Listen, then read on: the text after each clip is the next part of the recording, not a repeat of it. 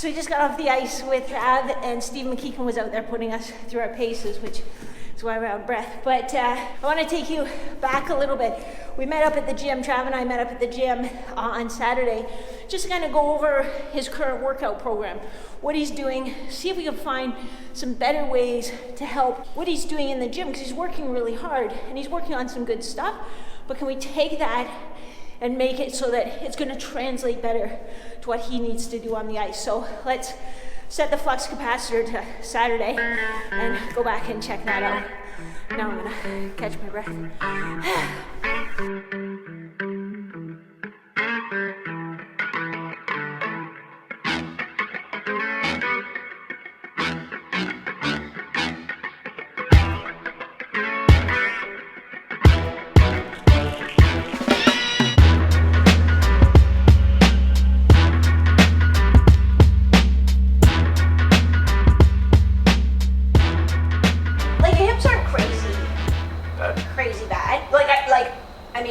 I should qualify that.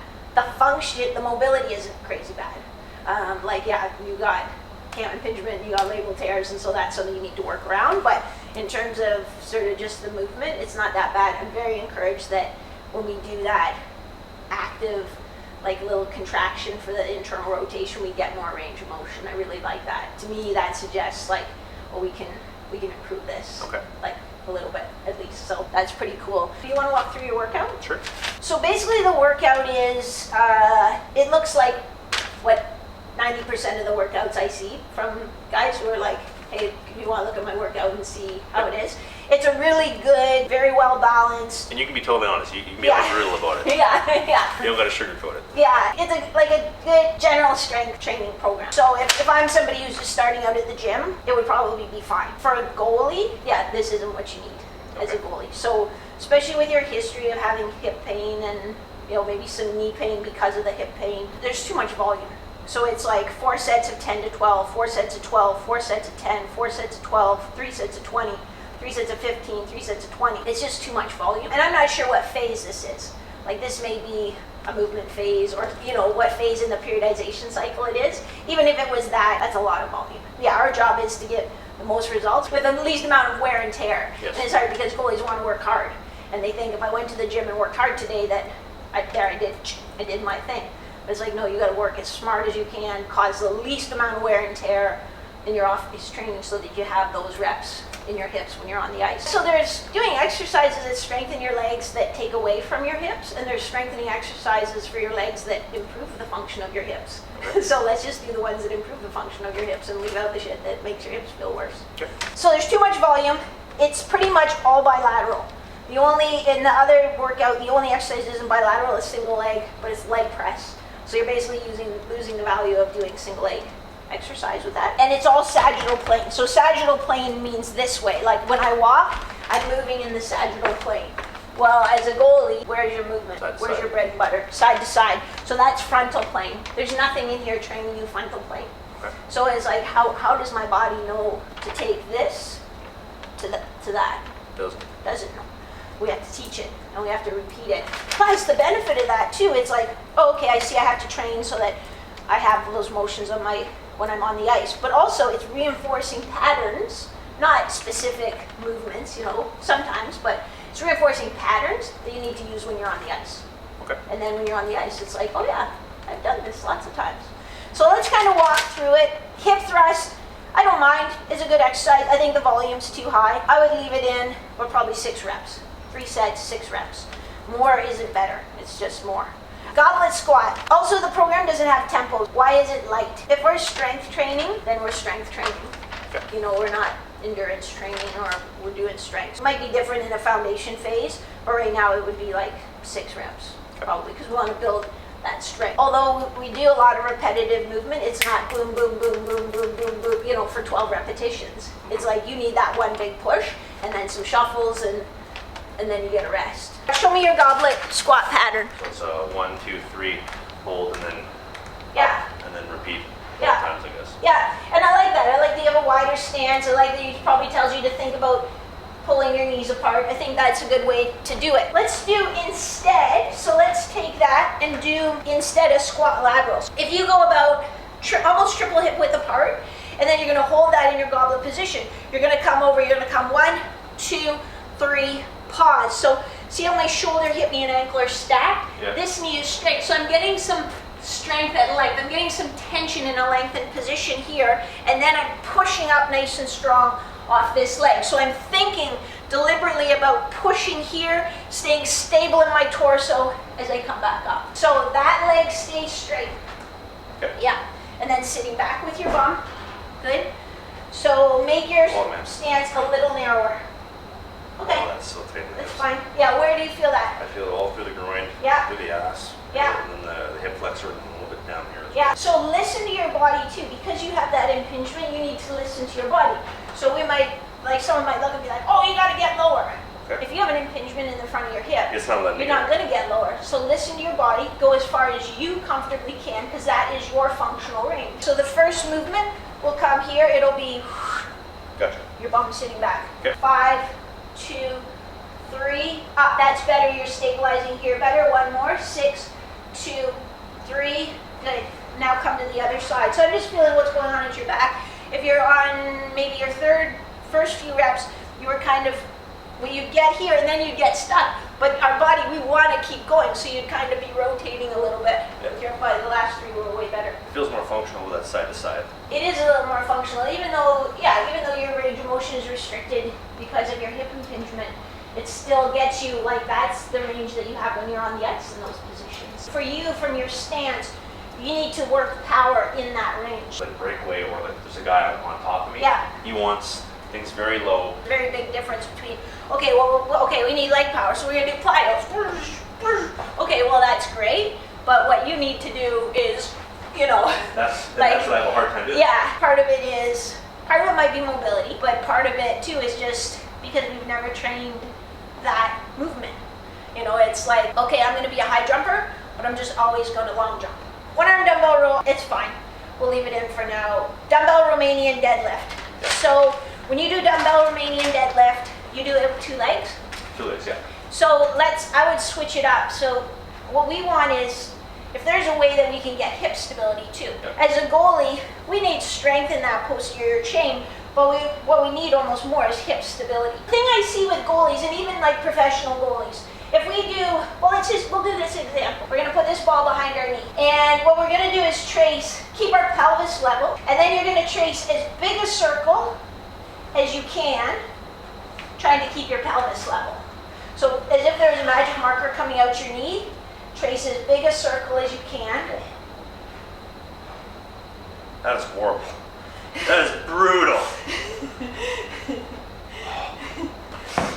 So, I don't know what's worse, the circle or holding the ball. yeah, but it makes the point, right? If I held my hand up here and said, hey, can you bring your knee up to touch my hand? Yeah, you could. Yeah. But when I say make a circle as big as you can, everybody kind of does something in here, probably no hip extension, some abduction, a bit of flexion. If I said make as big a circle as you can with your shoulder, you'd go like this, right? You wouldn't go like, yeah, okay. Like that's about it, because we don't use our hips. So our brain doesn't even know what they do, but you're on the ice doing crazy things, right? Yeah. So we want to try to teach you, because also in a lot of goalies, they compound back movement with hip movement. So if I say flex your hip as much as you can, extend your hip. It's like a compound movement. It's not like, okay, well this is my torso, I'm keeping a stable pelvis, this is full hip flexion, this is hip extension with a stable back. They just don't, it's sort of all one. So I like single leg, stiff legged deadlift because it starts to teach us, okay, how do I rotate my pelvis on my femur? So your thigh bone makes a joint with your pelvis. We want to rotate our pelvis, so we're keeping a nice stable torso, rotate our pelvis on our femur and keep everything else in line. So nice neutral back position. Do you want to bend in this knee or no? It can be softly bent, but not, yeah. And then when you feel a gentle stretch in your hamstrings, contract your hamstrings and your glutes to pull you back up nice and tall. Oh, this is 1, 2, 3, pull, good. Straighten this leg out behind you. So instead of having it kicking up here, keep it nice and straight. 1, 2, 3, good. So you see how, I mean, it's a nice strengthening exercise for posterior chain, Yeah. just like your deadlifts with 2 legs, but so much more, you're feeding so much more input into your hips that your brain has to figure out, like, even the balance. You probably feel that, if you're standing on this leg, you probably feel that quite a bit. So then it's got floor glute bridges. So there's a lot of posterior chain in this workout. There's hip thrusts, there's Romanian deadlifts, there's glute bridges, plus there isn't really much, there's some reverse crunches we'll talk about in a second, but there isn't really much that works the anterior chain. So then there's a lot of like that, you know. So I think to me that would be redundant. So instead, I think I'd rather get your lateral hips. So you'll start with your feet about hip width, then make a crisscross. Your elbows stay close into your sides, so not like this. In your sides, you're pulling apart, so there's always tension on the top. This top band is never like slack like that. And then your knees are softly bent, but you're staying level. So like if I had a bucket of water on my head, I wouldn't spill any. So what you'll see, or what your body might naturally want to do, is go like this.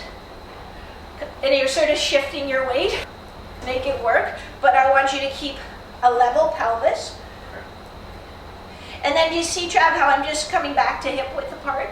So if you come back more and more and more, you just kind of get handcuffed. So start with your feet about hip width. Getting tension up too. Yep.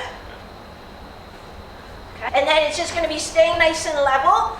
Boom, boom. And this is a controlled recovery. Don't let it snap in. Controlled recovery. No teeter-totter, no teeter-totter. You got a bucket of water on your head. Teeter. Brace a little bit here. Go slow. No, none of that. Boom, boom. So then, again, you need single leg stability in your hip to maintain a level pelvis as you take that step and as you recover. No teeter-totter. No teeter-totter. So take as small a step as you have to so you don't teeter. Holy, that is Yeah. on fire. Yeah, where do you feel that? Shoulders. Yeah, shoulders, and as we come back, you should feel the outside of your bum cheeks too. We're gonna make it a little more functional. So again, always thinking in terms of patterns rather than sort of specific muscles. So Pallof press is here, straight out, here, straight out. Or, you know, so usually you might do it here or in a staggered stance position or whatever. But if we went into sort of a wide standing splits, really try to get as much length in here as we can without like causing ourselves harm or pain. Then when we do that, so this is kind of rotary stabilization. It's trying to pull me that way. I have to use my torso muscles to help me stay straight. But also a lot of injuries happen when a goalie's extended and then they rotate either towards the extended side or away from the extended side because that chain gets compromised. Might not even be that problem with my groin. Might be that I'm actually really tight or dysfunctional in how I use my abdominals, but it kind of pays the price. So this way I can tie in my adductors with my abdominal obliques. So getting a little tension at length. Okay. What feels like, oh yeah, I feel a good stretch, but not like, oh, I'm going to hurt myself. So then coming straight out, boom, yeah, and back in. 2, good. 3, good.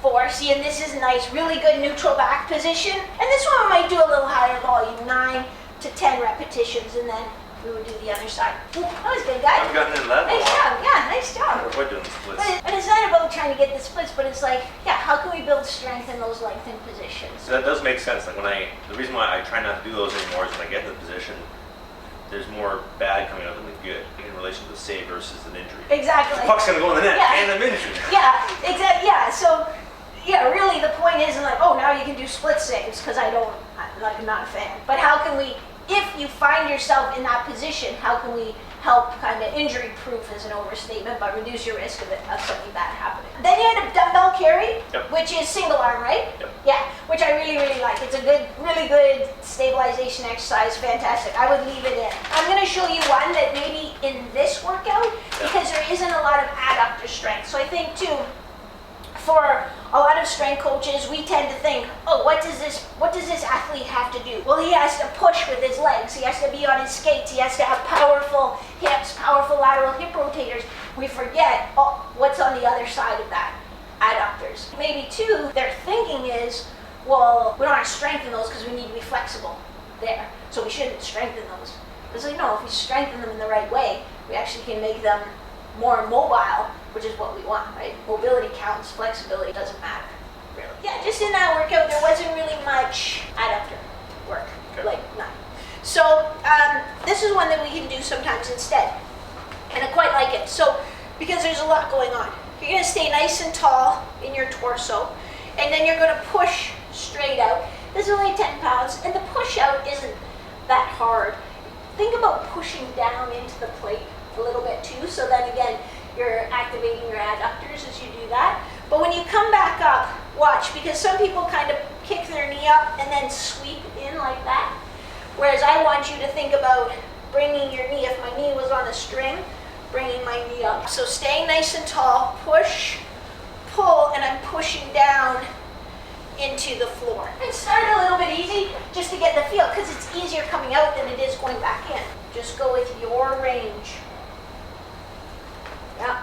Goalie training isn't just doing the movements off the ice, but some movements you want to try to practice and improve and teach the muscles how to do those patterns, but without all the wear and tear. So we're always trying to minimize the wear and tear. Well, the RVH is a tough one. Even squat lateral isn't going to train what your hips need to do for the RVH. Like honestly, like the RVH is another position where like I've limited myself and like how much I use it just because, well, positionally, but also like my hips, I can't sit in that for long. Yeah, exactly.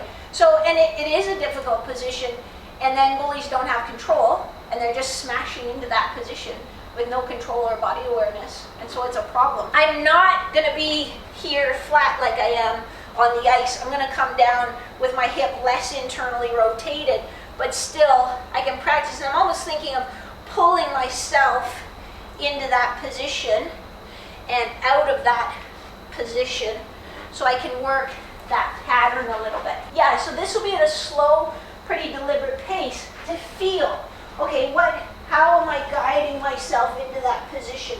What muscles do I have to use to bring myself back out? It won't be like a kind of movement. It's controlled. Yeah, it's just it's almost trying to muscle pattern, motor pattern it. Okay. So that your muscles have a chance, like, oh, okay, and then pushing yourself out of it. Yeah, pulling yourself into it, pushing yourself out of it. And we would just do like 6 on each side, not a high volume. We think about balance, and a lot of programs just don't even include anything for balance, or a lot do. If they include balance, it's like single leg standing, which lets you use your foot and your ankle and get input from your knee and lots of sort of proprioceptive input to help you balance. But what's super important for you is to be able to balance from your knee. So then it's just a matter here, getting tall, bracing with your abdominals, and then getting really nice and comfortable in that single knee balance position. And then too, your muscles are kind of figuring out, okay, well here's how, without you teaching them, here's how we correct without overcorrecting. Bring it in a little closer, just so there's less deviation. Tall in your torso, a little brace with your abdominals, and then just pick that foot up. There's a lot of cramping going on in the hip. Yeah. Cramping I don't mind. Painful pinches I don't like. Pinching is kind of starting. And if it's this position that's a problem, then maybe you should be, maybe you have to be here when you do it, just because you're getting a cramp in that or a pinch in that. Yeah, I would. Just hold there? Yeah, just balance. That's it. Little brace with your abdominals. Oh, this is tricky. That's it. Sides? Legs are going jello. Yeah. Jimmy legs. Spaghetti legs here. Little brace, nice and tall. 10 more seconds. 2, 1, stop. So again, it's not that you are weak and then it's just like, oh, I've actually never done that before. Yep. My hips, like we talked about at the start, my hips don't know how to control. So when we think of a baseball pitcher, like a baseball pitcher has a rotator cuff program. Baseball pitchers is amazing, the speed and the control they can create with their shoulder and the awareness that they have. Goalies don't have that because they've never, they've been like, I need strong legs, I need strong legs. The equivalent of a baseball pitcher for the program that you're working on would be like, I'm gonna do tons and tons of tricep extensions. Yeah, that doesn't. You know, and it's like, okay, well, you have strong arms, but like, I need this, and I need this to generate speed, but I need this to decelerate that speed. And they need to be fast and smart to know, exactly where they are. You can have pitchers sometimes here, and they learn that because they spend a little more deliberate practice working on that rotator cuff. Yep. So you think of rotator cuff of the hips. Cool. It's good information. That is really going to help